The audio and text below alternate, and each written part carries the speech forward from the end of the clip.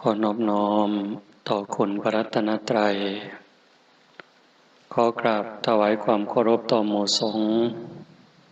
ท่านครูบาอาจารย์พระเถรานุเถระเพื่อนสหธรรมิกขอความเจริญงอกงามในศีลในธรรมจงมีแด่ญาติโยมท่านสาธุชนผู้สนใจใฝ่ศีลใฝ่ธรรมผู้แสวงหาคุณงามความดีผู้ใฝ่บุญใฝ่กุศลทั้งหลาย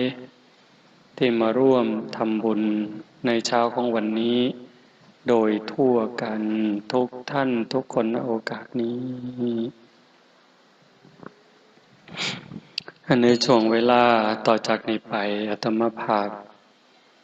ก็ขอถือโอกาสใส่เวลาในส่วนนี้ เพื่อจะได้น้อมนำเอาพระสัทธรรมอันเป็นหลักธรรมคำสอนขององค์สมเด็จพระบรมศาสดาสัมมาสัมพุทธเจ้ามาปรารภสู่เพื่อนพุทธบริษัททั้งหลายให้ได้ยินได้ฟังเพื่อเสริมสร้างศรัทธาความเสื่อภาษาถาความเลื่อมใสพร้อมทั้งวิริยะความภาคเพียรให้เกิดขึ้นมีขึ้นในดวงจิตดวงใจของหมู่เฮาทั้งหลายจนกว่าสิสมควรแก่การเวลาขอเจริญพรญาติโยมผู้ที่ประนมมืออยู่ได้วางมือลงเนาะนั่งในท่าที่มันสำบายกายนำสำบายใจนำห่มผ้าซะเอาออกมาห่มก็ถือเป็นเรื่องธรรมดาขันบ่หนาวเฮาก็ว่าฝนสิบ่ดีร้อนก็ถามหาหนาวหนาวก็ถามหาเย็นสิเอาอีกเอาพอดีก็จักพอดีมันอยู่บนใดใกล้เข้าใจว่านี่คือธรรมชาติอากาศภายนอกมีร้อนมีหนาวบัดภายในใจเฮาเด้ก็มีร้อนคือกันมีเย็นคือกันมีสงบมีวุ่นวายของภายนอกควบคุมบ่ได้แต่ว่าภายในนั้นคันผู้ใดได้ฝึกได้ฝนได้อบได้ร่มได้ทำความเข้าใจก็สามารถจะควบคุมความร้อนให้ลดลงความวุ่นวายให้สงบลงด้วยเหตุนี้แล้ว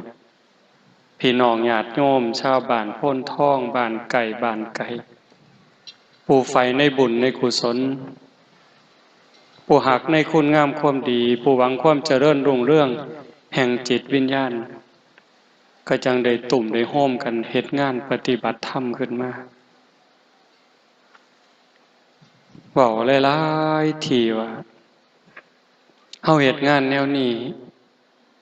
บ่แม่นว่าเฮาสิเฮ็ดงานเอาบุญอย่างเดียว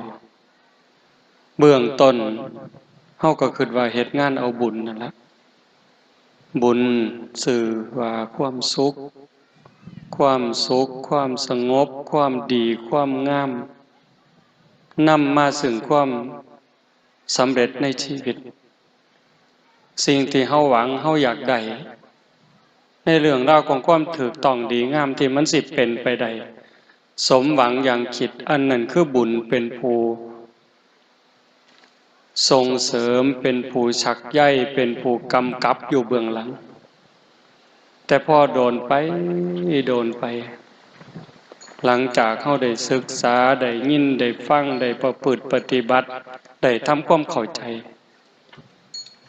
ก็ยกระดับจากงานบุญธรรมดามาเป็นงานศึกษางานเรียนรู้งานฝึกงานฝนงานอบรมบ่มจิตบ่มวิญญาณสูงขึ้นไปกว่านั้นเข้าใจหลายกว่านั้นงานจังสี่คืองานสิขูดเก่าเผาล้นถอดถอนกิเลสตัณหาความโกรธความหลง ความอิจฉาริษยา อาฆาตพยาบาทจองเว้นหน่อยเหนือตำใจที่มันเคยข่มเหงดวงจิตดวงใจนี้ให้มันอ่อนกำลังลง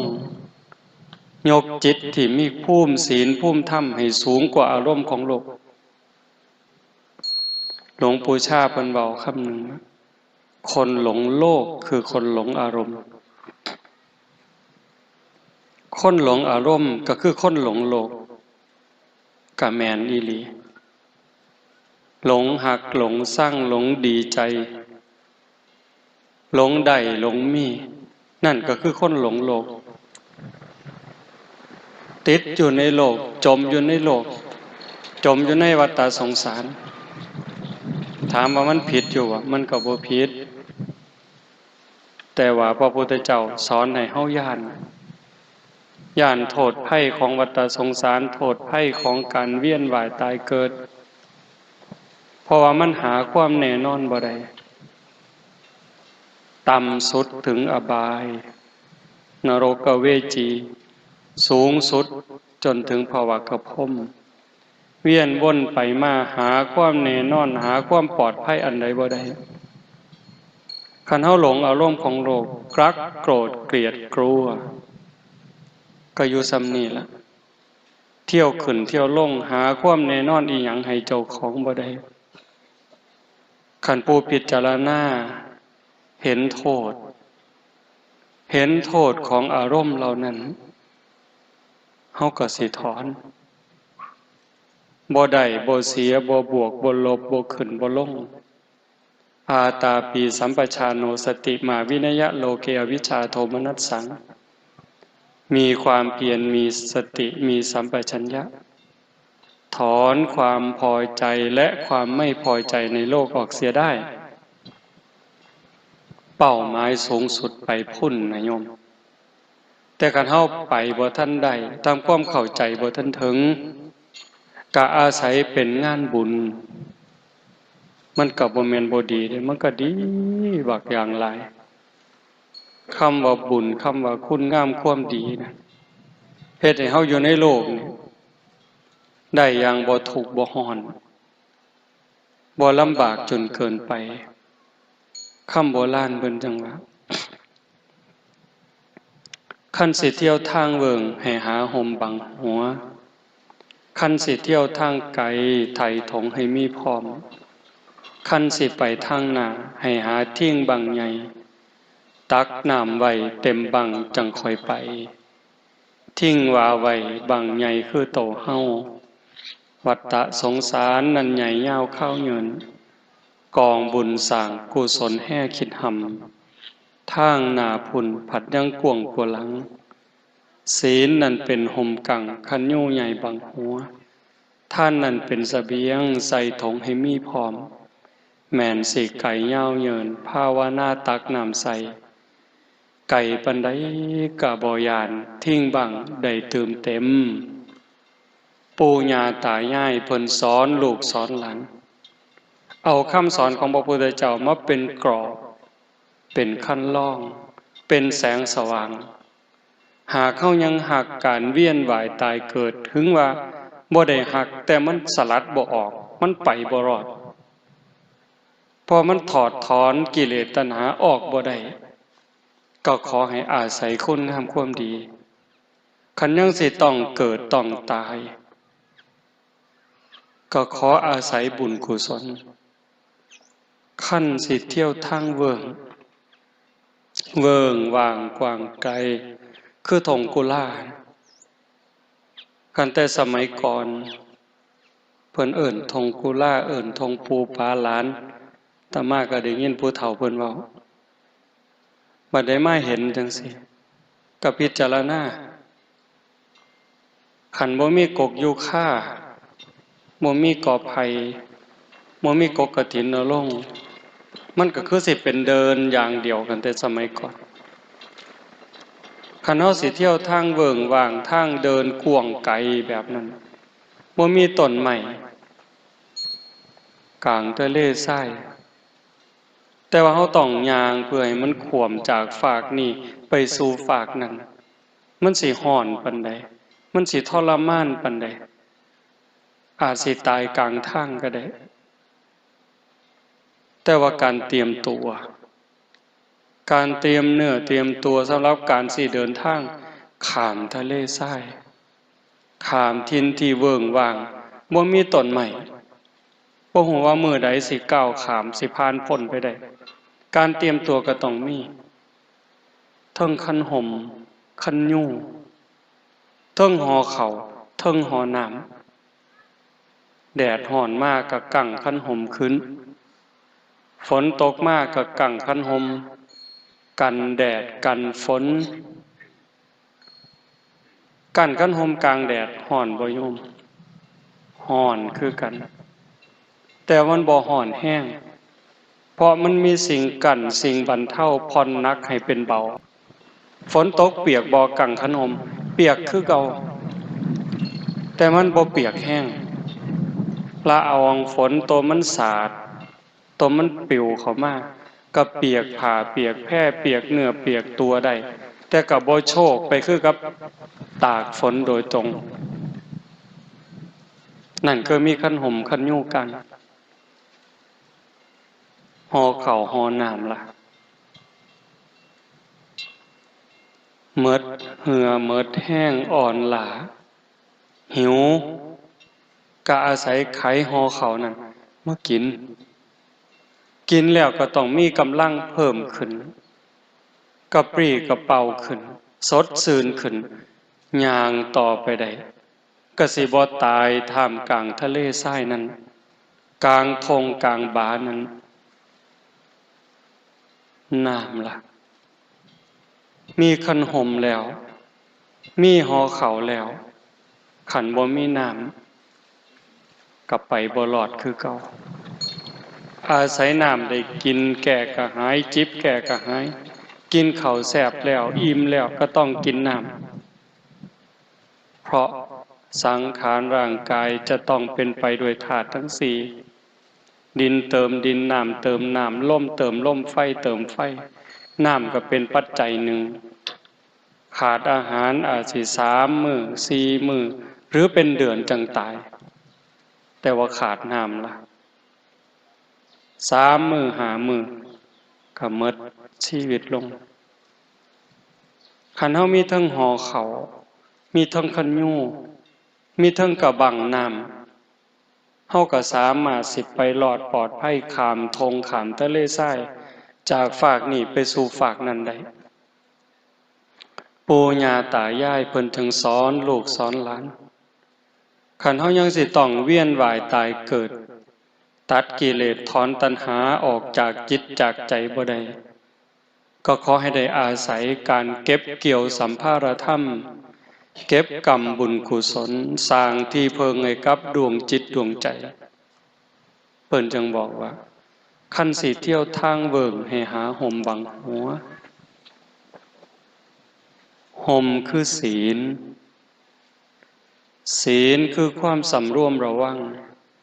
รักษากายวาจาใจนั้นให้มันมีความสงบเป็นปกติศีลเป็นอุบายออกจากการเบียดเบียนตนเองและผู้อื่นพ่อได้โยมคันโลกทั้งใบคนทั้งโลกนี่มีศีลสงครามบ่เกิด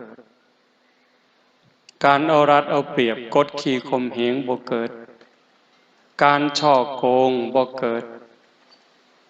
โรคเครียดโรคประสาทโรควิตกกังวลสิน้อยลงการฆ่าตัวตายสิบ่มีแม่นบ่แม่นอย่าท่านเสือโยมพิจารณาเด้ดีปานใดคุณศีลคุณธรรม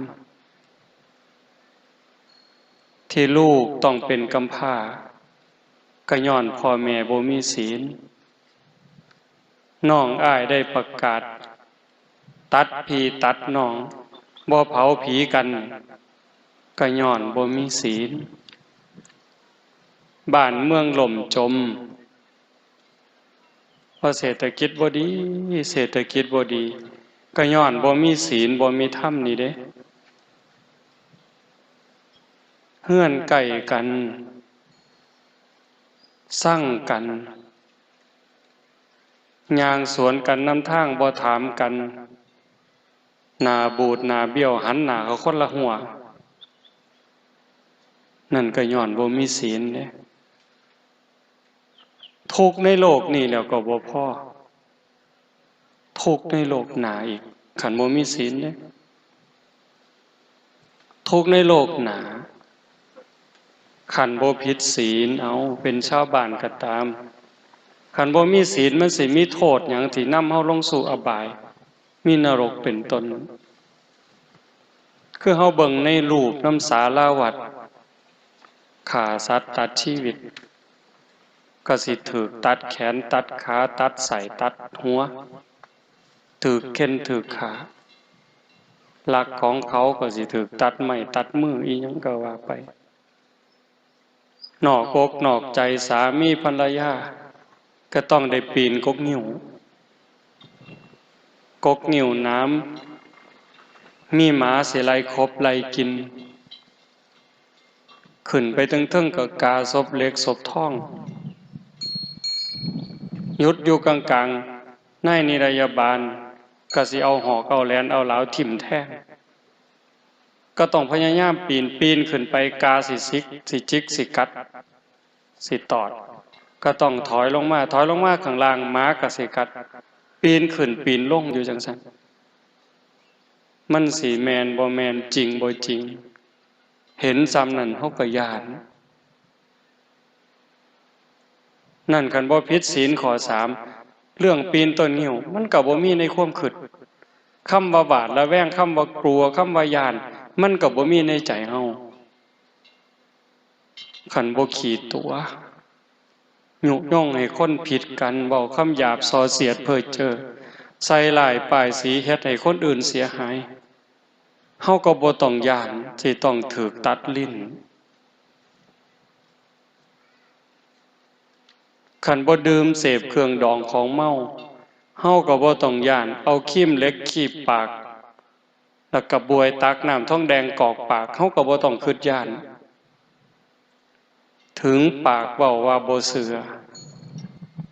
แต่ว่าใจนี่ส่วนลึกๆมันก็หวาดระแวงอยู่เด้กลัวอยู่เด้นั่นคือบาปจากการผิดศีลคันเว้าตามคำสอนของศาสนาวิบากกรรมที่สิตามมาไปสู่อบายนรกเปรตอสุรกายสัตว์เดรัจฉานใส่บาปใส่กรรมสมควรแล้วเบาบางแล้วหมดเวลาแล้วกลับมาเกิดเป็นคนใหม่ถ้าหากเบียดเบียนสัตว์รังแกสัตว์ก็สิกลายเป็นคนพิกลพิการแข่งบ่ล่าขาบ่เกิงมือขาดขาขาดหูหนวกตาบอดตั้งแต่เกิดลางเถื่อก็บ่ตั้งแต่เกิดใหญ่มาสำนึงก็เกิดอุบัติเหตุต้องกลายเป็นคนพิกลพิการนั่นคือบาปผิดศีลเด้ลักเขาป่นเขาจี้เขาโกงเขาคอร์รัปชันโกงกินก็กลายเป็นคนจนโกงได้เป็นร้อยล้านพันล้านหมื่นล้านแสนล้านแต่ก็อยู่บ่เป็นสุขอยู่คือกับนอนไฟลูกก็บ่ดีคนรอบข้างก็บ่ดีบัดสุดท้ายขันกรรมมันตามท่านบุญเก่าสร้างไว้บ่หลายแน่ภพชาติปัจจุบันก่อนตายก็ต้องเป็นคนล่มละลายหมดมือหมดตีนดีบ่ดีถูกจับยัดใส่คุกใส่ตารางตายคาคุกเห็นว่าของเล่นซะบ่ผิดศีลผิดธรรมคันผิดศีลข้อ3นอกอกนอกใจสามีภรรยาอาจสิว่ามวลอาจจะว่าเจ้าของคักแต่ว่ามันต้องลบต้องซ่อนบางเทื่อก็อายคนบางเทื่อก็ขายหน้าค่ำกระแทกแดกดันจากคนอยู่ไก่อยู่เคียงมันต้องมีอันใดอันหนึ่งทิ่มแท่งความรู้สึกอยู่หั่นล่ะหาความสุขที่แท้จริงบ่ได้ดีบ่ดีบัดหมดสภาพ ลูกเก่าเมียเก่าหอนเมียใหม่ผัวใหม่อาจสิฆ่ากันตายก็ได้ย้อนหึงย้อนหวงย้อนควบบ่พอใจในโลกปัจจุบันเนี่ยชีวิตปัจจุบันอาจสิต้องถือเข็นถือขาสารพัดแต่สิเป็นดอกข้อสี่คือกันเด้คันผิดศีลผิดธรรมโดยคำปากคำเว้าถูกฟ้องล้มละลายย้อนเว้าดูถูกเขาข้อหาหมิ่นประมาทดีบ่ดีก็ถือเขาฆ่าตายย้อนเว้าฮะเว้าบ่เป็นศีลบ่เป็นธรรมขัดจิตขัดใจกันเห็นบ่ย้อนดื่มเสพเครื่องดองของเมาก็จังเกิดอุบัติเหตุเจ้าของเจ็บเองป่วยเองพิการเองดีบ่ดีก็ถึงตายลูกกำพร้าเกิดปีหนึ่งจักพันคนจักหมื่นคนโยมบ่ย้อนเหล้าคันเว้าก็ว่าเหล้ากินก็สิเป็นหยังบ่ได้เอาเงินยาคูมาซื้อตัวเว้าคือแท้เด้บ่ได้เอาเงินครูบามาซื้อกำนันห้ามบ่ได้เอาเงินกำนันมาซื้อเด้เพิ่นว่าเฮาก็แม่นแล้วแต่ว่าเจ้าคิดเบิ่งบ่ยามสงกรานต์ยามปีใหม่โยมว่าตายหลายปานใดส่วนใหญ่ก็เมาแล้วขับปีวังหนึ่งวังปีใหม่เนี่ยเขาว่าจับเลยว่าแต่เมายึดรถไปพร้อมด่าเขาอีกต่างหากเด้เพิ่นย้านเพิ่นบ่เฮ็ดผิดศีลย้านบ่บาปคักโยมคิดว่าลูกกำพร้าย้อนจากพ่อแม่เมาแล้วขับรถไปเกิดอุบัติเหตุปีหนึ่งมันจักพันจักหมื่นคนพิการย้อนอุบัติเหตุจากการดื่มกินเครื่องดองของเมาตายก็มีพิการก็มีลูกกำพร้าเกิดขึ้นปีหนึ่งเท่าใดทรัพย์สินสมบัติลดล่ามาสร้างคิดเป็นค่าเสียหายปีหนึ่งจักแสนล้านบางเถื่อคนดีเป็นคนสำคัญของแผ่นดินมีคุณมีค่ามีคุณประโยชน์บ่ฮู้เรื่องฮู้ราวอีหยังเลยขี่รถมาดีๆแต่คนเมาแวะไปต่ำเอาซื่อๆโทษมันบ่แม่นน้อยๆเด้สิว่าเว้าเล่นซั่นบ่ก็ย้อนจังซั่นปู่ย่าตายายเพิ่นจึงบอกว่าให้มีศีลนั่นเป็นห่มกังคันยูใหญ่บังหัวคันเฮามีศีลเป็นที่รักประพฤติตามศีลปฏิบัติตามธรรมอยู่ในโลกนี้โทษทุกอย่างเว้ามาก็สิบ่เกิดคันถ้าทุกคนในโลกมีศีลทุกอย่างว่ามาสิบ่มีจากการพิกลพิการยากจนลำบากนอกอกนอกใจสามีภรรยาต้องลบต้องซ่อนต้องขายหน้าขายตาลูกไปทางแม่ไปทางพ่อไปทางปัญหาของสังคมก็สิลดลงเห็นอยู่ตัวการแตกร้าวสามัคคียุยงให้เป็นฝักเป็นฝ่ายคือประเทศไทยวาง 3-4-5 ปีที่ผ่านมามันก็สิบ่เกิดคันเว้าแต่ความจริงใจมีแต่ความปรารถนาดีต่อกันบ่ใส่ร้ายบ่ป้ายสีความหักความแพงมันหักดีเอาแท้แต่ว่าเนื่องจากบ่มีศีลเห็นแก่ประโยชน์ส่วนตัวแก่หมู่แก่พวกแก่พ้องก็เลยทำลายศีลทำลายธรรมสีเลนะสุขติงยันติความสุขสงบร่มเย็นเลยบ่เกิดสีเลนะโภคสัมปทาทรัพย์สมบัติโภคะเลยบ่มีหมดโลกนี่เถียงที่ละเถียงพระพุทธเจ้าเถียงที่ละเถียงพระธรรมครอบผู้ใดก็ว่าผู้ใดคักผู้ใดก็ว่าผู้ใดแน่บ่งึดบ่งอกันสุดท้ายก็ว่าเดือดร้อนทั้งโลกเห็นบ่เพิ่นจังสอนให้มีศีลมีธรรมเป็นเครื่องป้องกันภัยบุญเป็นเครื่องชำระบาปศีลนี่ป้องกันบ่ให้มีบาปล้างบาปป้องกันบาปเกิดมาชาติใหม่ก็สวยก็งาม รูปร่างดีสวดทรงดีผิวพรรณดีสติปัญญาเฉลียวฉลาดทุกสิ่งทุกอย่างศีลเป็นเครื่องดลบันดาลเป็นเหตุเป็นปัจจัยให้สิ่งเหล่านั้นมันเกิดมันมีร่างกายดีสวดทรงดีโรคภัยไข้เจ็บหน่อยอายุยืนเห็นบ่ศีลนั่นเป็นห่มกั่งคันยูใหญ่บังหัว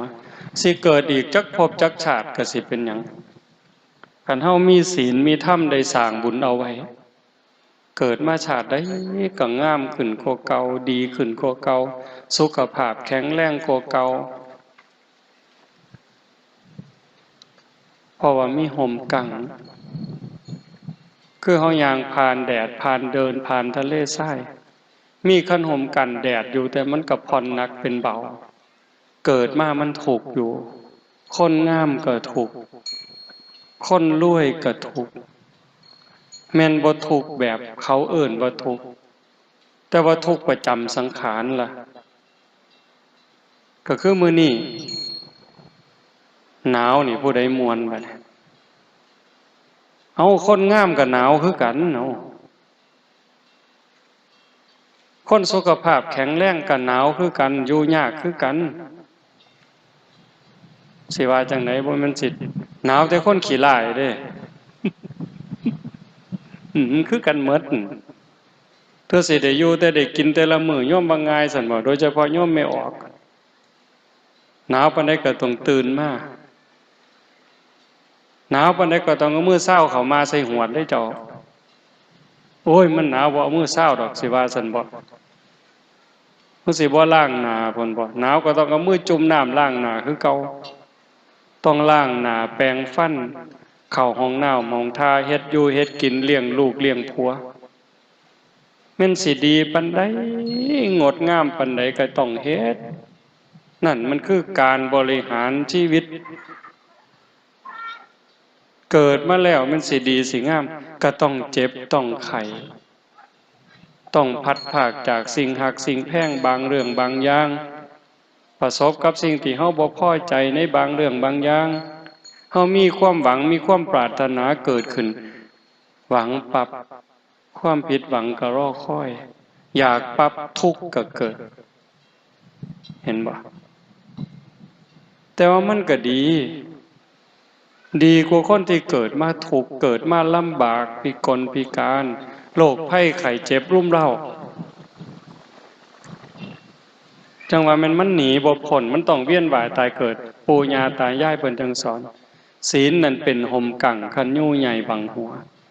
ท่านนั่นเป็นเสบียงใส่ถุงให้มีพร้อมเสบียงคือภาระสัมภาระห่อข้าวห่อน้ำสำหรับการเดินทางมันสิย่างผ่านแดดผ่านเดินผ่านทะเลทรายอันเบิ่งว่างแต่คันเฮามีห่อข้าวอ่อนล้าอ่อนแห้งนั่งลงไขห่อข้าวกินก็มีเหือมีแห้งไปได้คนที่ทำบุญให้ทานหูจักแบ่งหูจักปันให้ปรับก็มีความสุขได้แม่นบ่แม่นโยมก็หูได้ใส่บาตรหน้าบ้านหน้าเฮือนได้ใส่ข้าวเป่าข้าวในดอกซื่อๆก็สำบายใจคุณธรรมข้อนี้มันเกิดนี่คนบางคนบ่ได้ให้ทานนี่อยู่บ่เป็นเด้บ่ได้ใส่บาตรบ่ได้จังหันคือมันขาดอันใดอันหนึ่งชีวิตเป็นบ่สมบูรณ์ในมื้อนั้นก็แม่นได้ให้ได้แบ่งได้ปันสำบายใจเป็นจังสันอีหลีในปัจจุบันมันก็ส่งผลจังซี่แต่คันเว้าถึงการเวียนว่ายผู้ใดให้ทานอานิสงส์ของการให้ทานสิเฮ็ดให้เป็นผู้ร่ำผู้รวยมีโภคทรัพย์มีสมบัติคนพาลไม่ให้ทานเพราะกลัวยากจนนักปราชญ์บัณฑิตเพิ่นเว้าคนพาลคือคนโง่คนหลงคนไม่เข้าใจ บ่ยอมให้ทานบ่ยอมแบ่งปันย้อนย่านเจ้าของทุกข์ย่านเจ้าของหมดย่านเจ้าของบ่มีคนพาลไม่ให้ทานเพราะกลัวยากจนแต่บัณฑิตชนกลัวยากจนจึงขนขวายในการให้ทานบัณฑิตคือผู้หูผู้มีปัญญาย่านเจ้าของทุกข์เจ้าของยากบ่มีอยู่บ่มีกินกะจังพากันเฮ็ดบุญให้ท่านคือญาติโยมทั้งหลายเนี่ยเฮามาทำบุญนี่บ่แม่นย่านพ่อแม่บ่ได้กินได้บ่แม่นย่านพระบ่ได้ฉันจังหันเด้เฮามาเฮ็ดให้เจ้าของเฮ็ดปั๊บสำบายใจปั๊บมีความสุขใจปั๊บยังอ่านไปข้างหน้าชาติหน้าภพหน้าเกิดชาติใหม่สิได้มีอยู่มีกินสิบ่ทุกข์บ่ยากเคยได้ยินอยู่ตัวพระอนุรุทธะไปเล่นล่งขนมกันแบบเล็กหน่อยขนมแสบๆไปเล่นมาได้ก็สู่หมู่บ่ได้ก็ต้องเอาขนมให้หมู่บ่ได้กินแล้วว่าขนมมันแสบบัดเจ้าของได้ซิมเบิ่งก็เลยมาขอแม่ต่อว่าแม่ขอกินขนมก็ย้อนจังสั่นเพิ่นก็เลยอธิษฐานไว้ตั้งแต่อดีตชาติพุ่นเนาะเกิดชาติใดพบใดคำว่าบ่มีอย่าให้เกิดขึ้นอย่าให้มีกับผู้ขาคำว่าบ่มีอยู่บ่มีกินอย่าให้เกิดขึ้นจักเถื่ออย่าให้ได้ยินคำว่าบ่มีนี่บัดสุดท้ายไปเล่นแผ่หมู่สู่หมู่บ่ได้มาเอาขนมแม่บ่มีขนมให้เรายื่นหมอเป่านี่ให้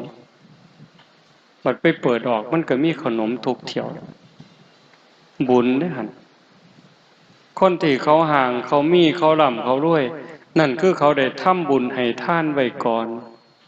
เฮาได้เป็นซ้ำเฮาพ่อมีอยู่มีกินก็เกิดจากการได้ทำบุญได้ให้ทานได้แบ่งได้ปันดีบ่ดีมันเกิดในภพชาติปัจจุบันนี้ได้โยมแต่มาว่าเคยเว้าสู่ฟังล่ะก็เฮาได้ทำบุญในสถานที่ที่คนมีธรรมสิเป็นพระสงฆ์องค์เน้นเป็นญาติเป็นโยมก็ตามสถานที่ที่อบรมธรรมปฏิบัติธรรมคือบ่องจังสีโน่นโพ้นท่องเนี่ยสงฆ์องค์เน้นพอขาวแม่ขาวได้มาร่วมกันฝึกหัดขัดเกลาจิตใจตนเองเฮาได้นำข้าวน้ำสามปลาโภชนาอาหารที่เกิดจากหยาดเหงื่อแรงงานแม้นมันสิหน่อยนิดก็ตามแต่มันเป็นของชอบธรรมได้มาแล้วโดยธรรมน้อมบูชาแต่พระรัตนตรัยถวายพระสงฆ์หมู่ใหญ่อุบาสกอุบาสิกาผู้มีศีลให้ด้วยความศรัทธาให้ด้วยความเคารพให้ถือการถือเวลาให้ด้วยจิตหวังอนุเคราะห์แล้วก็ให้ด้วยการบ่ได้เบียดเบียนผลมันเกิดความสุขใจความอิ่มใจมันมีเด้โยมเห็นอยู่แล้วได้ให้คนได้แบ่งปันเฮามีความสุขยิ่งให้คนที่เฮาฮักให้คนที่เฮาศรัทธามันเกิดความเอิบอิ่มเรื่องทรัพย์สมบัติที่มันสิตอบสนองย้อนมานั่นตามากะเสือพอเฮาได้ให้ปั๊บเคยบอกให้ฟังบางเทื่อไปทำบุญในสถานที่ที่มีครูบาอาจารย์พระสงฆ์องค์เน้นเพิ่นประพฤติปฏิบัติทำบุญ 2,000 กลับมาหอดวัดมีคนเอาเงินถาถวายเป็นแสน200,000ออกดอกบ่กุ่มมือสตางค์ละบาทให้สตางค์หนึ่งได้มาบาทหนึ่งป่านนั้นเด้แล้วมันก็ยังมีหลายกว่านั้นคันบอกให้ฟังเดี๋ยวโยมสิอยากได้นำเลยบ่เว้า มันเห็นอีหลีเหรอโยม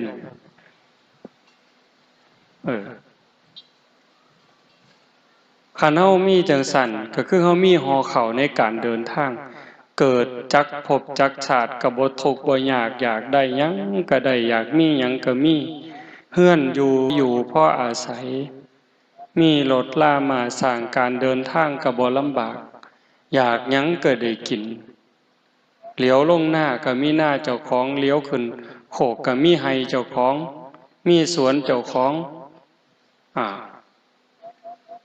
ลูกก็ดีผัวก็ดีเมียก็ดีเกิดจากบุญทั้งหมดขันเฮาได้เจริญภาวนาได้ฟังเทศน์ฟังธรรมได้ทำความเข้าใจจังซี่สิมาเกิดจักภพจักชาติก็ตามก็กลายเป็นคนมีสติมีปัญญามีความเฉลียวฉลาดรอบคอบบ่หลงเหล่บ่หลงเหลี่ยมบ่โดนโกงบ่โดนเอาเปรียบขันคนบ่ฟังเทศน์ฟังธรรมบ่ได้เจริญภาวนาก็โง่ไปนะถูกตัวถูกต้มนักเข้าไปกว่านั้นปัญญาอ่อนนั่งอยู่ใส่น้ำลายเหงื่อหยดอยู่กันคือบ่กันน่ะดังนั้นการได้ฟังเทศน์ฟังธรรมบ่แม่นเรื่องเล่นอันซุ่มบ่พอปัวนี่เพิ่นว่าของฟรีนี่บ่มักฟังเทศน์บ่มักของฟรีฟังเทศน์กับฉีดยาวัคซีนที่แท้การฟังเทศน์นี่เฮ็ดให้เกิดปัญญาถามซุ่มแม่ใหญ่พ่อใหญ่ที่นั่งอยู่นี่โง่วันใดฟังเทศน์ขันเทศทำคำสอนของพระพุทธเจ้าเด้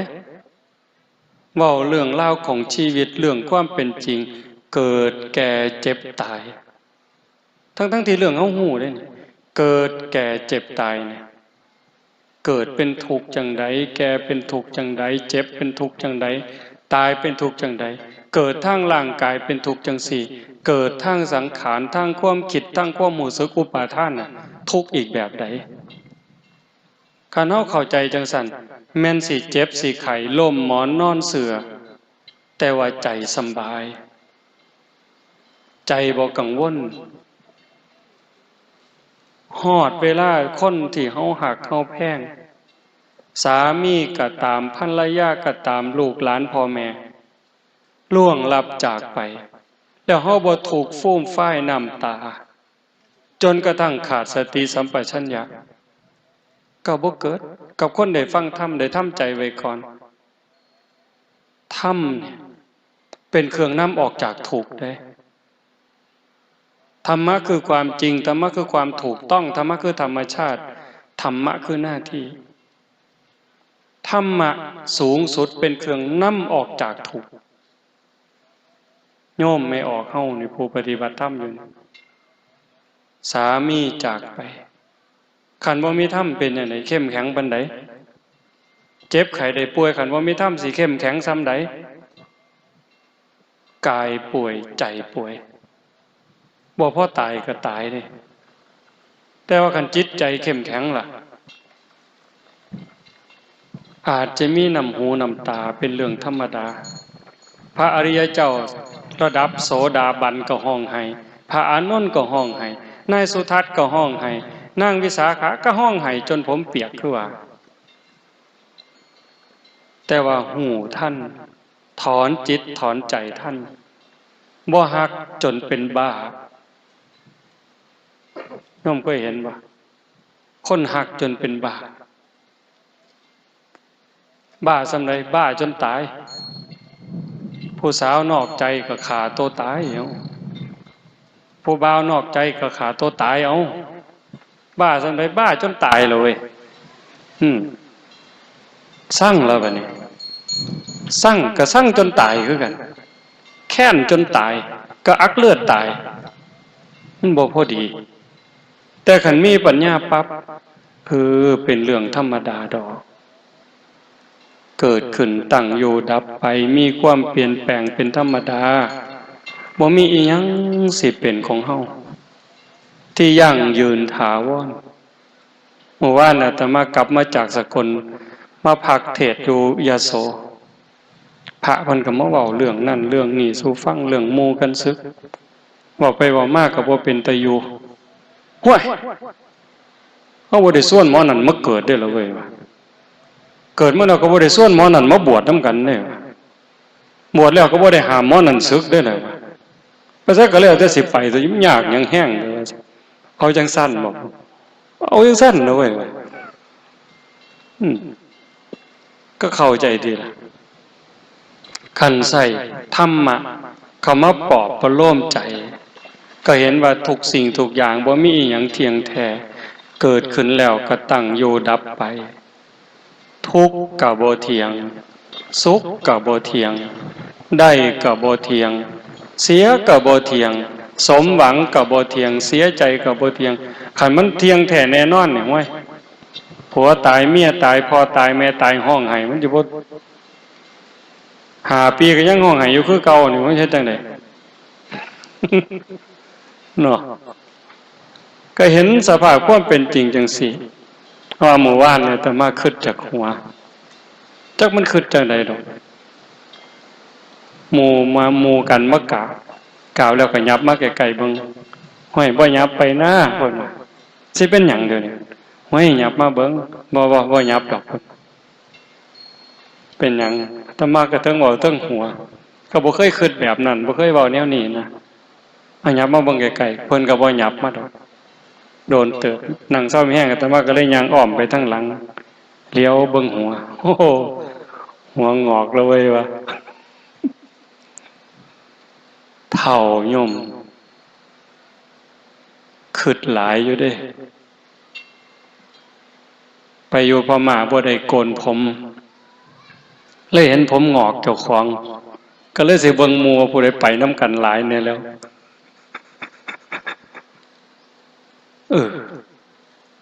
แต่ก่อนก็ว่าเจ้าของเด็กน้อยแต่มาเริ่มอีหลีโยมอาตมาเริ่มนับอายุเจ้าของนับอายุเจ้าของนี่จำได้ว่าตอน23ตอน25จากนั้นลืมเลยลืมนับโอ้มันลืมแม่โยมข้าแต่เฮ็ดเวียกข้าแต่เฮ็ดงานจนลืมนับอายุเจ้าของโอ้บัดวาง 2-3 มื้อเห็นผมงอกเฮ้ยว่ะผมงอกนี่โตอายุจักปีแล้วเว้ยมันนับเบิ่งว่ามันเป็นปู่คนแล้วตัวมันเป็นพ่อใหญ่แล้วเด้นี่โอ้มันเป็นแนวหาวแล้วเด้อโตเด้อว่ะต้องเฝ้าเตรียมเนื้อเตรียมตัวแล้วบอกแต่โยมได้ว่าสิเหลือเวลาอีกจักมื้อจักวันจักเดือนจักปีแต่ว่าเจ้าของเพิ่นลืมนับเห็นบ่นั่นก็บ่เที่ยงสังขารร่างกายก็เปลี่ยนแปลงอยู่ตลอดคันเฮาได้ฟังธรรมจี้จุดให้เฮาได้เบิ่งความเป็นจริงของสังขารของชีวิตของร่างกายของโลกของธรรมอยู่บ่อยๆการปลงจิตปลงใจว่างจิตว่างใจให้ยอมรับความเป็นจริงก็ยอมเกิดขึ้นเฒ่าก็มีคุณค่าเฒ่าก็มีความสุขร่างกายอ่อนล้าร่างกายเฒ่าแก่แต่จิตใจหนุ่มกระชุ่มกระชวยย้อนศีลย้อนธรรมแม้กระทั่งล่มหมอนนอนเสื่ออยู่ในโรงพยาบาลป่วยแต่กายหากจิตใจมีธรรมยิ้มแย้มแจ่มใสรักษาโรคภัยไข้เจ็บหายได้แต่มายกตัวอย่างหลายคนล่ะโยมเคยได้ยินนะหลวงพ่อปัญญานันทมุนีเจ้าอาวาสวัดชลประทานเป็นมะเร็งลำไส้หมอเขาขีดเส้นตายบ่เกินมิถุนายน2553มื้อนี้หลวงพ่อแข็งแรงหมอซุมมาหลวงพ่อสิตายหลายคนมื้อนี้แข็งแรงทำการทำงานได้ปกติไปงานนิมนต์ได้ตลอดนั่นคือเพิ่นรักษาใจนักสำใดโยมว่าเว้าภาษาเฮานี่เอาถงขี้ถงเหงียวออกมาไว้นอกท้อง3 ปีใส่เนี่ยออกมาไว้ทั้งนอกใส่ถงไว้ทั้งนอกเนี่ยวางปี56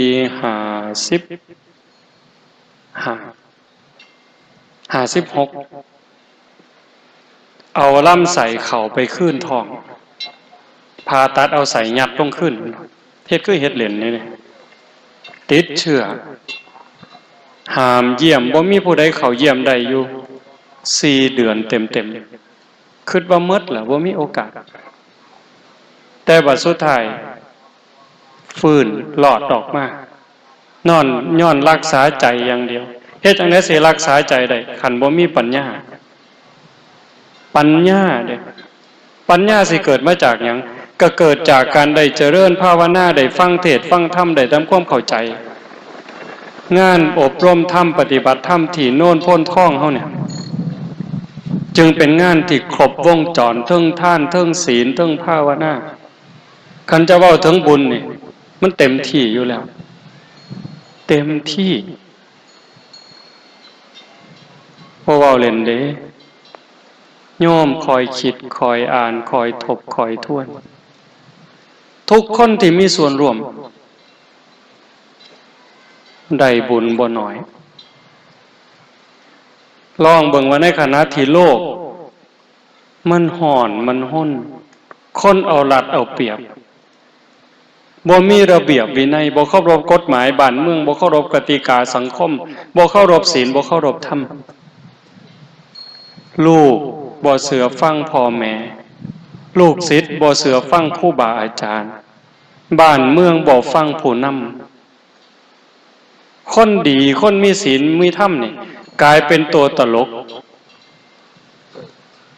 เป็นบ่แถวนี่คนดีมีศีลมีธรรมกลายเป็นตัวตลกกลายเป็นคนบ่มีค่ากลายเป็นคนโง่หั่นนี่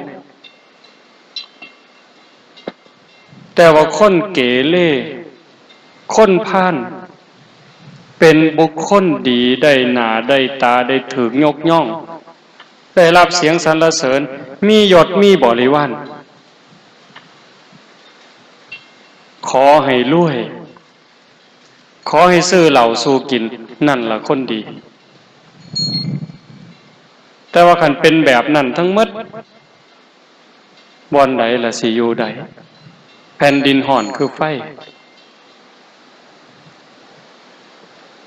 คนดีต่างหากคนมีศีลมีธรรมคือพ่อใหญ่แม่ใหญ่ญาติโยมเฮาทั้งหลายคันคือเฮาอยู่กันจังซี่มันสิเดือดร้อนบ่ข่มเหงกันบ่เอารัดเอาเปรียบกันบ่ซุมหมู่นี้ย้านบาปนี่แม้แต่คิดบ่ดีบ่งามโอ้ยมันสิบาปเพิ่นย้านฮอดความคิดเจ้าของเด้ย้านมันเป็นบาปเพิ่นคิดบ่ถูกบ่ดีคำเว้าคำจาเว้าบ่ถูกแน่พลาดแน่โอ้ยย้านบาปคันเว้าถึงครูบาอาจารย์ก็ต้องขอขมาลาโทษการกระทำทางกายกับพ่อกับแม่กับพี่กับน้องคันมันบ่ถูกต้องก็ย้านบาปต้องไปกราบขอขมาได้เล่าสู่เพิ่นฟังได้สารภาพผิดคันจิตใจคนทั้งหลายเป็นแบบนี้แล้วโยมว่าหมดโลกเนี่ยบ่ว่าสินับถือพุทธคริสต์อิสลามพราหมณ์ศิษย์คันจิตใจคนในโลกเป็นแบบนี้สงครามมีบ่ได้ปัญหาระหว่างประเทศมีบ่ได้นั่นคืออานุภาพของศีลของธรรมธรรมะคำสั่งสอนพระพุทธเจ้าหากเป็นจังซี่ปู่ย่าตายายเพิ่นจังว่าโตภาวนาคือบังน้ำบังทิ้งหอดห่มจิกยังสิได้สวยหลังหอดห่มหั่งยังสิได้สวยหน้าหอดห่มว่ายังสิได้อาบกินได้จิบแก่กระหายคันคนมีปัญญาแม่นสิเกิดมามันสิทุกข์สิยากลำบากลำบนปานใดก็เอาตัวรอดแก้ปัญหาเฉพาะหน้าไปได้ปลดเปลื้องภาระของชีวิตไปได้งานศีลงานธรรมอาตมาจึงบอกว่า1ละเป็นงานบุญ2เป็นงานศึกษาหลักธรรมคำสอนของพระพุทธองค์ได้ทำความเข้าใจได้ฝึกหัดพัฒนาสูงสุดเป็นการยกระดับดวงจิตวิญญาณให้พ้นไปจากกองทุกข์กองกิเลสมันบ่แม่นเป็นไปบ่ได้เด้อโยมมื้อนี้วันที่6กุมภาพันธ์2559บ่แม่นว่าการประพฤติปฏิบัติสิบ่มีผลธรรมะเป็นอากาลิโกปฏิบัติได้ให้ผลได้ไม่จำกัดการเอหิปัสสิโกเป็นสิ่งที่เรียกให้มาดูท้าพิสูจน์สันทิฏฐิโกผู้ศึกษาและปฏิบัติจะพึงเห็นได้ด้วยตนเองแม่ขาวพอขาวผู้บาอาจารย์ผู้ใดมานั่งเจริญสมาธิภาวนาได้เดินจงกรมได้หู้จักรสชาติอยู่ คันเฮามีสติในอารมณ์ปัจจุบันยกขึ้นย่างไปเหยียบลงมีสติอยู่ที่เท้าซ้ายขวาซ้ายขวาหรือนั่งเบิ่งลมหายใจเข้าออกมีสติสัมปชัญญะเห็นลมหายใจเข้าลมหายใจออกชัดเจนเนี่ยจิตเฮาสลัดอารมณ์ตัดอดีตตัดอนาคตบ่หักบ่สั่งจิตเป็นอิสระอยู่กับเนื้อกับตัวนั่นคือจิตพุทธะเฮาสิเฮ็ดตัวนี้ให้หลายได้จังได๋ตื่มได้จังได๋คันจิตที่สลัดหักสั่งถอนรักหักชังออกจากจิตจากใจได้นั่นคือจิตอิสระนั่นคือจิตพุทธะหักบ่มีสร้างบ่มีกลัวบ่มีเกลียดบ่มีอิจฉาริษยาบ่มียะถาวิมุตตังจิตตังปัจจเวคคติพึงพิจารณาตามจิตที่หลุดพ้นมันมีอยู่หมดสู่คนเพิ่นเอิ้นว่านิพพานหน่อยนิพพานชิมลองนิพพานชั่วขณะนิพพานตัวอย่างมันมีอยู่ในใจขันบ่เฮ็ดบ่ทำบ่ปฏิบัติจอดบ่ต้องแจวบ่มีทางหูแต่บ่ได้ซิมเข้าใจอยู่ตัวหูแต่บ่ได้ซิมจักหน่อยสิกินข้าวแตงพระเขามื้อนี้เอ้าเบิ่งแกงนี่เป็นตาแซ่บอ้อมนี่เป็นตาแซ่บเป็นตานัวคักเหลียวเบิ่งด้วยตานี่ก็ว่ามันคักแล้วเว้ยแต่บ่ทันมาแตะลิ้นนี่มันบ่ทันได้ซิมจากการได้หำเฮียนได้ศึกษาได้ทำความเข้าใจก็คักเติบแต่ว่าคันได้ซิมล่ะได้ลงมือสู่การประพฤติปฏิบัติโยมมาจากทางบ้านคือกันยืดตัวตรงๆให้นั่งลองมึงยืดตัวตรงๆหลับตาเบาๆหายใจเข้ายาวๆลึกๆหายใจเข้ารู้หายใจออกรู้มีสติวางไว้ที่จุดลมกระทบผู้บางคนอยู่ในหูดังผู้บางคนอยู่ปลายๆมองง่วงดังเนี่ยผู้บางคนอยู่ซ่านดังผู้บางคนอยู่ริมฝีปากแล้วแต่คนเพราะว่าลักษณะของดังของปากบ่คือกันหายใจเข้ามันกระทบมันสิเย็นนิดนึงเอาสติไว้หันแปะไว้หันจอบอยู่หันหายใจเข้าเย็นนิดนึงหายใจออกอุ่นน้อยนึงคันเราเห็นจังสี่ชัดเจนขันมันเด่นมันชัดสติมันกล้ามันตัดอดีตตัดอนาคตหักบ่มีสร้างบ่มีย่านบ่มีกลัวบ่มีน้อยใจเสียใจบ่มีเห็นแค่หม่องล้มเข้าล้มออกชัดเจนปุ๊บนั่นจิตได้พักจิตได้พักโยมเฮาพักแต่กายเฮ็ดเวียกเมื่อยก็ว่านั่งเศร้ามีแห้งนั่งโดนก็ว่านอนเศร้ามีแห้งนั่นคือพักผ่อนทั้งร่างกายแต่ว่าใจเจ้าให้มันพักเถื่อนอนวันมือกายหน้าผากโอ้ยอันนั้นน้ออันนี้น้อผู้นั้นน้อผู้นี้น้อโดนเติบหายใจไงพลิกตึบไปอีกครั้งนึงคึดอีกใจสิขาดอีหลีอีหลอมันพลิกไปอีกครั้งนึงเมื่อคืนยังแจ้งนอนบ่หลับหูนั่งกินข้าวอยู่กับแกงปลาฮ้อนๆแกงไก่ใส่ใบบักขามใส่หัวสีไข่ใส่ขาอ่อนหอมห่วยๆสดแซ่บแต่ลิ้นแต่ว่าใจคิดห่วยอย่าคืนน้ำลายไหมล่ะมันเป็นตะสดปวดไปเนาะคือใหญ่แกงไก่บ้านอายทวนแล้วบางมีตั้งหน่วยบักขามอ่อนใบบักโกดก็มีสิไข่ก็มีคาก็มีแซ่บคักแล้วเว้ยว่ะแต่ว่าใจคิดมันสิกลืนลงบ่ล่ะนั่นคือจิตมันบ่ได้พักรู้โตนมันบ่บ้ากับใจนี่บ้าได้โยมใจเป็นใหญ่ใจเป็นประธานทุกอย่างอยู่ที่ใจสำเร็จที่ใจบ้ากับใจเป็นบ้าบ่แม่นโตเป็นบ้าเด้อ่านมาบอกพี่บ้าต้องขออภัยเด้อโอ้ยพี่บ้ามันบ่ได้ด่าคนเด้นั่น บ่ได้ด่าร่างกายเด้แต่ว่าคนบ่ฮู้เรื่องก็ว่าแต่บ่ด่าเอาโตมันนั่นเด้แต่ว่าจริงๆน่ะใจมันเป็นบ้าใจมันสุขใจมันทุกข์ใจมันร้อนใจมันเย็นใจมันดีใจมันหายคันว่าใจดีแล้วเพิงได้โอ้ยพ่อใหญ่นั่นเราปากให้ซื่อๆดอกหน้าเราให้ซื่อๆแต่ว่าใจเราดีเป็นจังได๋บัดนี้ไผญาตินั้นว่าใจดีบ่มีผู้ใดญาติแน่นแต่ว่าโอ้ยอีนายอันนั้นเบิ่งหน้าเบิ่งตาเบิ่งรูปเบิ่งร่างงามปานนางฟ้าแต่ว่าใจดำแม่ใหญ่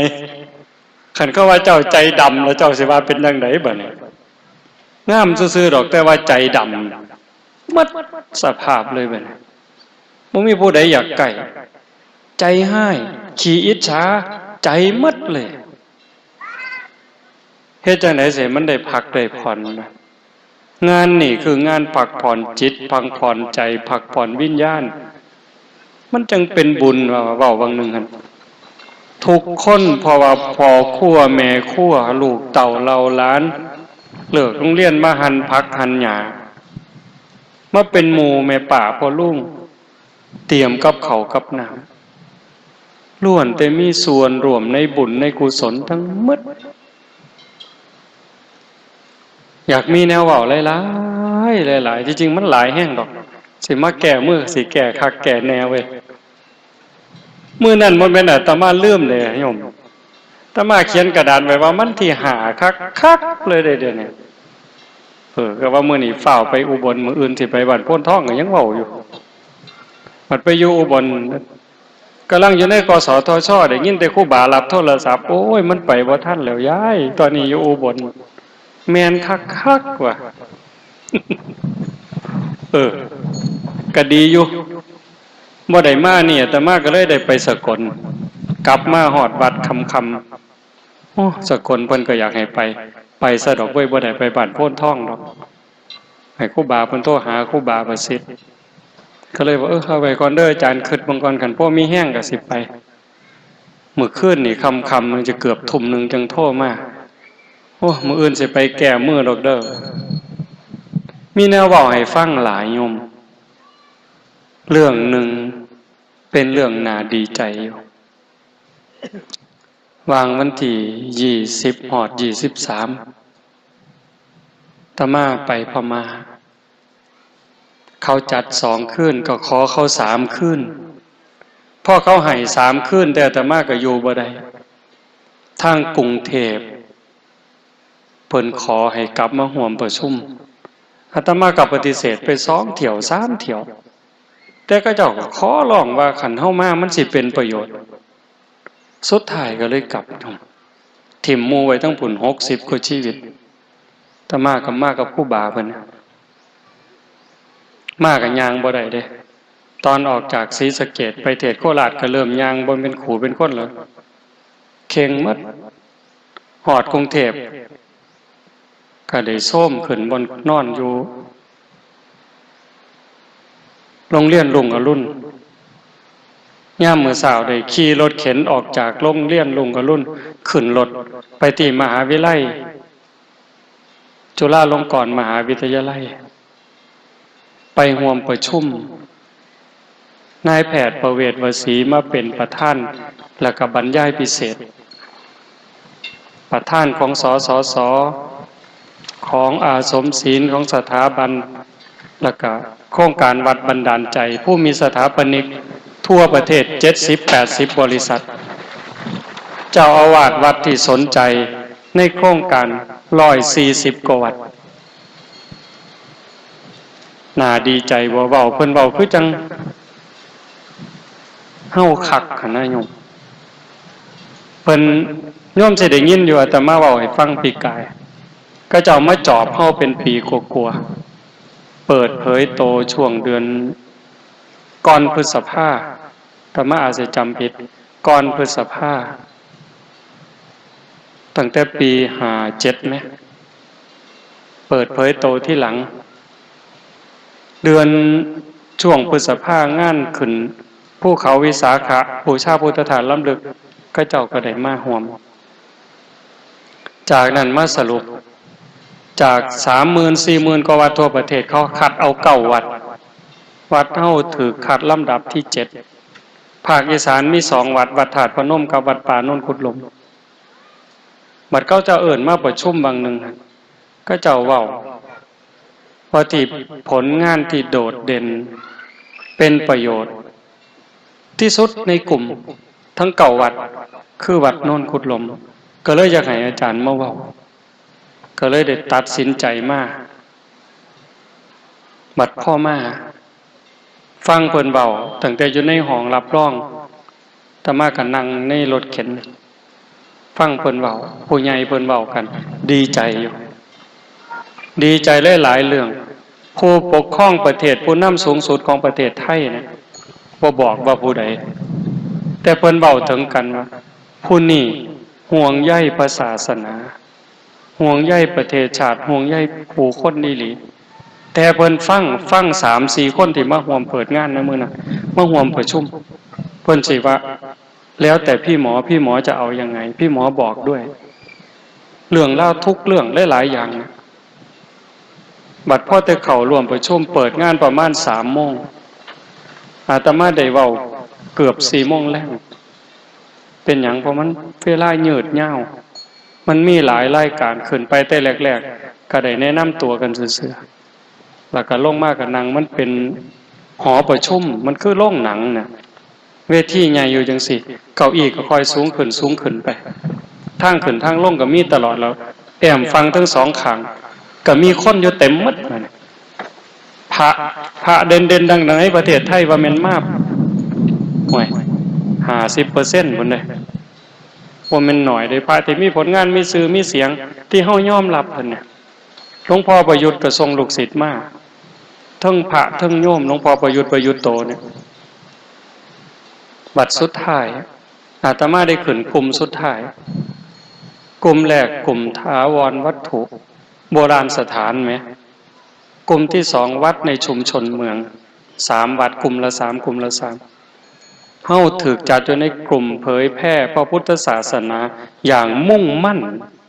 มีคำว่ามุ่งมั่นพร้อมขึ้นไปหลวงพ่อปัญญานันทมุนีเจ้าคุณเจ้าอาวาสวัดชนประทานอีกรูปหนึ่งเจ้าอาวาสวัดศรีทวีเจ้าคุณจากนครศรีธรรมราชอาตมาพาเด็กน้อยผู้เดียวมองมันเกิดจุดตื่นเต้นคือแต่ละวัดเขาสิมีภูมิสถาปนิกที่มาออกแบบเป็นอาสาสมัครจ้างเขามาสมมุติว่าใจเขามาวัดมาโน่นโพ้นท่อง100,000เขาบ่มามื้อนึงมาซื่อๆนี่ยังว่าเบิ่งว่าสิเอากุฏิตั้งบนใดห้องน้ำไว้บ่อนใดให้เขามาซอยคิด100,000เขาบ่มาซ้ำซื่อๆนี่ล่ะบ่ต้องเสียกระดาษพอแผ่นบ่เสียปากกาพอขีดก็บ่มาแต่เขามาโดยใจมาซื่อๆพวกสมัครเขามาใหม่70 กว่าบริษัทจะมาร่วมโครงการ8เจ้าอาวาสที่ว่าไปก่อนเว้าเรื่องส่วนใหญ่การก่อสร้างมีเงินมีทอง10 ล้าน100 ล้านหลวงพ่อวัดปัญญาเพิ่นก็เว้าปัญหาเพิ่นคือหม่องจอดรถบ่พอทุกวันอาทิตย์คนเข้าวัดประมาณ 5,000 คนต่อมื้อหม่องจอดรถบ่มีหลวงพ่อเพิ่นว่าปัญหาเพิ่นรีบด่วนคือต้องสร้างตึกจอดรถเฮ็ดจังได๋บัดนี้สถาปนิกก็ต้องคุยนำแต่ละกลุ่มแต่ละวัดบัดมาฮอดอาตมาเขาก็ถามทุกรูปเขาก็ถามโจทย์ของหลวงพ่อโจทย์ของพระอาจารย์คืออะไรบัดมาถามอาตมาโจทย์ของพระอาจารย์คืออะไรมีกี่ข้ออาตมาว่าข่อยบ่ฮู้ว่าข่อยมีโจทย์จักข้อคันนับเป็นข้อข่อยก็บ่ฮู้คันใช้มีข่อยเอาข้อเดียวขอบักใหญ่คือเฮ็ดจังไดคนในโลกนี่สิฮู้ว่าเจ้าของเป็นคนในโลกนี่สิฮักกันคนสิมีศีลมีธรรมได้จังไดนี่คือโจทย์ข่อยจังเฮ็ดงานบ่ฮู้เช้าฮู้ค่ำบ่ฮู้อีหยังควรเฮ็ดก่อนเฮ็ดหลังข่อยคุบอันใดได้ข่อยคุบเลย มือครบก็ครบปากก็กัดเบิดพ่อแต่เว้าจังซั่นสถาปนิกโยมหมีบริษัทไอโซล่าเพิ่นก็ว่าเพิ่นมาวัดเฮาแต่แรกสิเอาหยังไปต่อสู้คันว่าเป็นการแข่งขันกับอีก8วัดเฮามีแต่ต้นไม้มีแต่ความยากจนเพิ่นก็บ่มีแนวสู้แต่มาเห็นแม่ใหญ่เฮานั่งอยู่ในเฟืองจังซี่หนึ่งเดียวนอกนั้นเขานั่งตึกนั่งห่างนั่งทับเงิน100 ล้านแต่ว่าเขานั่งทับเฟื่องมานะเห็นแม่ใหญ่โยมหมีเพิ่นว่าผมละน้ำตาไหลโยมชมพู่ของอาสมศีลคือกันเห็นคุณย่าคุณยายมาบริจาคเงิน20 บาทบริจาคเงิน20 บาทแล้วยิ้มอย่างหน้าตาบานนะมันเป็นไปได้อย่างไรเขาบ่เคยเห็นนะโยมเขาเห็นแต่คนท่านพันท่านหมื่นท่านแสนนั่งเถื่อท่านเถื่อละแสนก็ยังนางหนาบูดบูญูดอยู่อันนี้ท่าน20 บาทเรายิ้มแปะยิ้มแป้นอาตมาก็ได้ที่โยมทุกท่านก็คงจะเคยได้ยินว่าศรีสะเกษนี่ยากจนกระทั่งกินดินก็เป็นข่าวมาแล้วก็เลยบอกชาวบ้านเฮายากจนจากก่อนชาวบ้านก็บ่เป็นแนวนี้ได้เข้าวัดเขาว่าหักวัดหักว่าหักคุณงามความดีแต่มื้อนี้สิไปวัดก็ลำบากเป็นหยังหนี้สินรัดเขาหมู่เจ้ารวย100 ล้านก็ซื้อน้ำตาลโลละ10 กว่าบาทกับแม่ใหญ่ข่อยผู้เป็นหนี้นี่ล่ะซื้อราคาเดียวกันสบู่ราคาเดียวกันยาสีฟันราคาเดียวกันน้ำปลาราคาเดียวกันแล้วชาวบ้านข่อยทุกข์นี่มันย้อนไปย้อนบ่มีศีลบ่มีธรรมย้อนการเอารัดเอาเปรียบมือไผเหย้าก็สาวได้สาวเอาสิเฮ็ดจังได๋สิแก้ปัญหาจังซี่จังได๋ให้เว้ยคนเงียบเลยบ่ตอนนั้นพอแต่ลงจากเวทีมาโยมลงพอประยุทธ์มากราบย่างลงจากนี่มานั่งซ้ำนี่เราก็สิเบิ่งบ่คักซั่นบ่มากราบแล้วพระอาจารย์มาจากวัดป่าโนนกุฎหล่มใช่ไหมใช่โยมมีอะไรโยมร้องไห้เพิ่นว่าไม่ใช่แต่โยมนะทั้งหมดดูนั่งบนมันนั่งเป็นสันอยู่ใกล้ๆโยมก็เป็นเอามือปาดหน้าพระก็เป็นแล้วมันเป็นอะไรมันบอกไม่ถูกแล้วจะทำยังไงต่อไปอาตมาก็เลยบอกท่านบอกอย่างในใจอันนี้หลวงพ่อวัดประธานพนมกับนางฟังอยู่ข้างหลังบัดสุดท้ายมือหลังนอนอยู่เมานอนหลังจากประชุมแล้วนอนวัดปัญญาเมื่อขี่รถกลับมาค่ำๆก็เลยโทรถามโยมชมพู่จะสรุปงานวันไหนสรุปวันจันทร์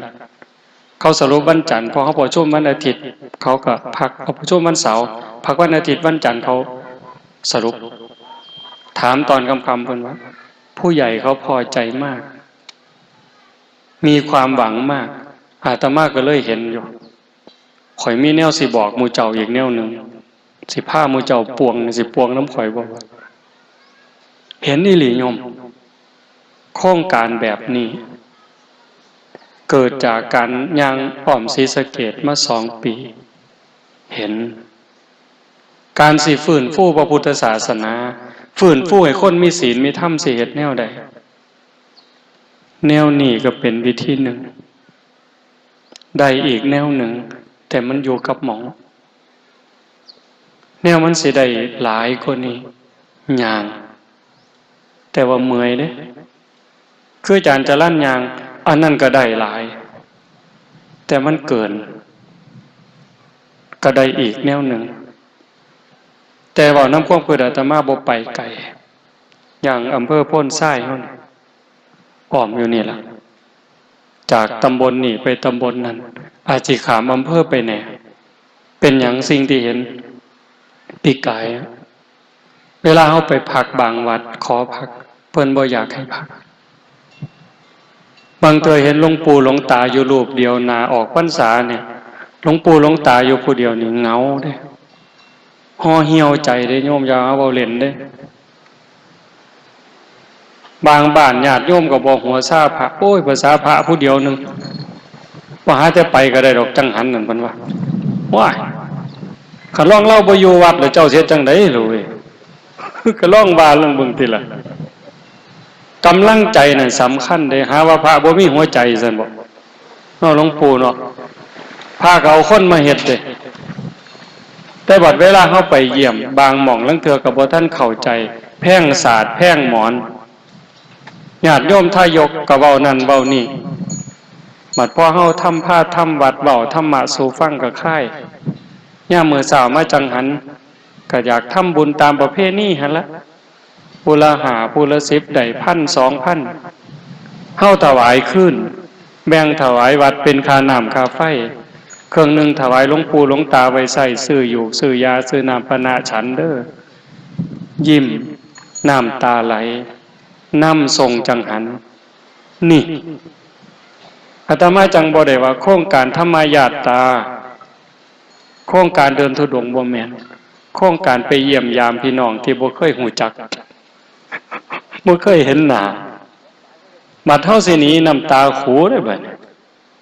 เกิดความหักความแพงความเป็นน้ำหนึ่งใจเดียวโยมวัดภูเขาท่องที่อาจารย์จะลั่นเพิ่นไปพักอยุธยาเพิ่นก็คิดว่าอาตมาย่างน้ำตลอดเพราะว่าครูบาเพิ่นมาย่างน้ำอาจารย์จะลั่นก่อนย่างอาตมาได้มาให้โอวาทมื้อนั้นเพิ่นก็ว่าสิไปแต่อาตมาบ่ได้ไปเยี่ยมจักมื้อปีนี้พอแต่เลิกจากประชุมมาออกข้างนอกอาตมาก็เว้าเรื่องนี้เพิ่นก็ว่าใช่พระอาจารย์วันที่คณะสงฆ์จะจากไปโยมร้องไห้ยิ่งกว่าแม่ตายอีกเพิ่นเพราะวัดเราวัดภูเขาท่องเพิ่นน่ะตั้งแต่ก่อนน่ะเขตวัดมันไปติดน้ำเจ้าพระยาแต่มันกลายเป็นวัดห่างมาประมาณ100 ปีบัดพอเป็นวัดห่างอิสลามมายึดเอาหน้าวัดติดกับน้ำนั่นกลายเป็นอิสลามไปครึ่งวัดมีเฮือนมีซ่านอยู่บัดคณะสงฆ์ไปพักคนก็เข้ามาดีใจได้มีความสุข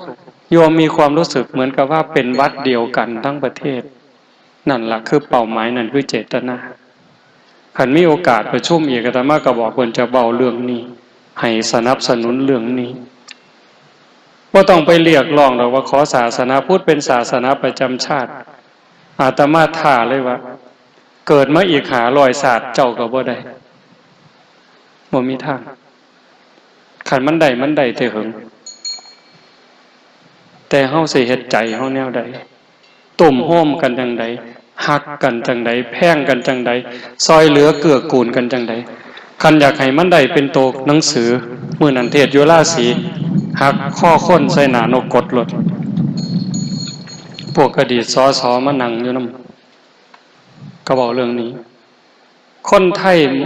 หมดจังหวัดศรีสะเกษคน101หมด101ไปเรียกร้องก็บ่ได้ดอกโยมความคิดอาตมาเด้บ่มีทางใดคันมันสิได้มีทางเดียวสสย่ามมาหาเสียงนั่นจับมือถามเบิ่งข่อยสิเลือกเจ้าหมดหมู่ข่อยสิเลือกเจ้ารับปากได้บ่ว่าคันเจ้าได้เป็นแล้วเจ้าสิเว้าในสภาพว่าขอพุทธศาสนาเป็นศาสนาประจำชาติเจ้ารับปากข่อยบ่ซุ่มนั่นเว้ามันจังได้เฮาหมดจังหวัดก็บ่มีกำลังทอผู้เดียวเว้านี่แต่ว่าคันความเป็นจริงเนี่ยคันเฮาเฮ็ดจังซี่เด้อญาติโยมเด้อสรุปแล้วเด้คันเฮาเป็นอยู่จังซี่สอนลูกสอนหลานพาลูกพาหลานมาเฮ็ดมาทำพาเขาเข้าวัดเขาว่ามื้อวันเสาร์วันอาทิตย์วันหยุดให้ลูกหลานลงวัดลงว่าได้จังหันหูจักกราบจักไหว้สอนเขาว่าอันนั้นบาปอันนี้บุญอันนี้ดีอันนี้บ่ดีอันนั้นพระสงฆ์องค์เจ้าอันนี้แม่ป่าพ่อลุงปู่ย่าตายายให้มีความเคารพนับถือมีความอ่อนน้อมถ่อมตนมีความกตัญญูกตเวทีหักวัดหักว่านั่นคือการปลูกศีลปลูกธรรมปลูกลูกปลูกหลานเฮามีผู้หลักผู้ใหญ่มีผู้เฒ่าผู้แก่เป็นหลักใช้ไม่เท่าให้บ้านให้เมืองโยมกำนันก็เป็นหลักเป็นแก่นเอาใจใส่เรื่องศีลเรื่องธรรมผู้ใหญ่บ้านก็คือกันเฮาเป็นจังสี่ชุมชนเฮามันดีเป็นประเทศอันเหมาะสมเป็นประเทศอันสมควร ญาติโยมพี่น้องเฮาก็ถือว่ามีบุญได้มีกัลยาณมิตรเฮาเองก็มีสัมมาทิฏฐิมีความเห็นอันถูกต้องดีงามชัดเจนถูกต้องให้รักษาสิ่งนี้ทุ่มเข้าไปเทเข้าไปหักของเจ้าของนั่นล่ะเฮาสิรักษาศีลรักษาธรรมรักษาวัดว่าศาสนาไว้ได้จะเป็นสมบัติทรงสืบทอดไปฮอดลูกฮอดหลานก็ขออนุโมทนาสาธุกับญาติโยมกับครูบาอาจารย์พระสงฆ์องค์เน้นพระเดชพระคุณหลวงพ่อเจ้าคณะอำเภอโพ้นไส้ได้มาเป็นประธานเป็นกำลังจิตกำลังใจให้ลูกให้หลานทั้งฝ่ายสงฆ์ฝ่ายฆราวาสก็กราบขอบพระคุณขออนุโมทนาสาธุอีกเทื่อหนึ่งท้ายที่สุดก็ขออาราธนาอ้างอิงอำนาจแห่งคุณพระศรีรัตนตรัยคุณของพระพุทธเจ้าพระธรรมพระสงฆ์และอำนาจแห่งบุญกุศลคุณงามความดีที่มีทั้งหมดทั้งมวลในสากลและจักรวาลจงล้อมร่วมเป็นตบะเป็นเดชะเป็นพลวปัจจัยเอื้ออำนวยหนุนส่งให้ญาติโยมทุกคนทุกท่านจงเจริญงอกงามในพระสัทธรรมคำสั่งสอนขององค์สมเด็จพระบรมศาสดาจนนำพาตนให้พ้นทุกข์พบสุขทุกที่ภารติการโดยทั่วกันทุกท่านทุกคนเถิดสาธุ